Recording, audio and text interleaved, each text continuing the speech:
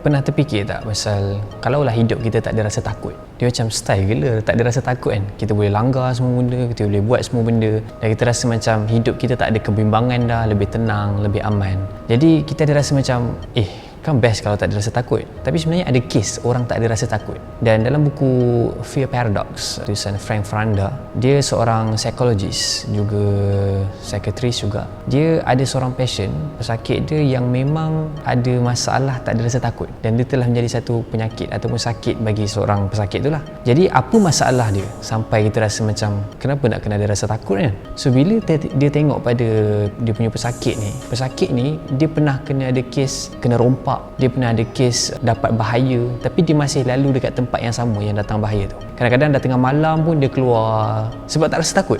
Kemudian bila dia pergi ke tempat yang macam ada binatang berbahaya, ada ular, ada macam kedai-kedai yang ada jual ular-ular berbisa, dia dengan mudah-mudahnya tangannya nak pegang sebab tak ada rasa takut. Rupanya kita boleh faham yang takut ni sebenarnya sistem security yang Allah ciptakan dalam badan kita. Dia perlu ada.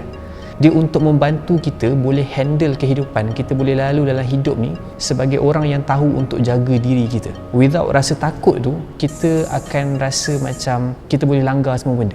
Kalau kita tengok balik, kita takut miskin, jadi kita bekerja.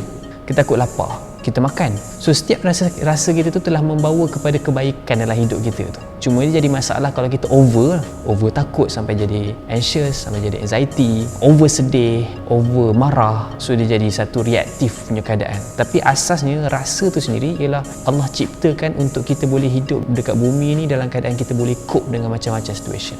Takut gaji tak cukup, dia bukan satu bahagian daripada syirik sebenarnya. Sebab kita kena faham, hidup ni kena realistik. Kadang-kadang bila kita tahu keadaan kewangan kita, bila kita kira dengan kita punya komitmen lebih tinggi, dan itu kita bila nampak macam tak cukup lah, kita nak kata kau ni tak qanaah lah, tak rasa cukup, kau ni tak rasa syukur lah. Dia kadang-kadang kita mudah untuk salah faham perkataan ni sampai kita rasa macam tak apalah, syukur je lah, lepaskan je lah. Tak, dia bukan syirik ke, itu bukan benda-benda tu. Kita memang diajar ataupun dididik untuk kita belajar dengan situasi. Kalau kita ada situasi yang berat tu, kita kena belajar kalau let's say benda tu tak cukup, kita kena cari jalan lain ke, kena kerja lain ke, dan itu bukan isu syirik. Dia ialah bahagian daripada hidup kita. Dan jangan kita mudah-mudah sangatlah kita cakap ke orang kau tak syukur, kau tak qanaah, tanpa menafikan rasa syukur dan qanaah, rasa cukup itu penting. Dia membantu kita untuk handle setiap ujian yang kita lalui dengan kita boleh lalu dengan mudah dan lebih damai. Tapi tanpa menafikan kita kena upgrade hidup kita.